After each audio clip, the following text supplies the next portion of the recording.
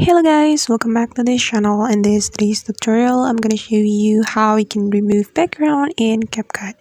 Let's get started. Here I have imported my video on Capcut and I'm going to remove this background of the video. Alright, let's get started. First of all, I'll click on the video like this and until the section is active, and we have to scroll all the way to the right until we find Capcut option, and it's right here guys. Just click on Capcut option, then after that you can choose remove background. It's right here. Click on remove background and wait for a moment.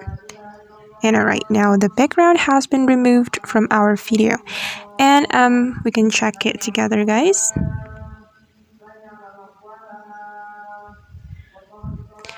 Alright guys, that's how we can remove background on Capcut. I hope this video will be useful for you. Thank you so much for watching and see you on the next video.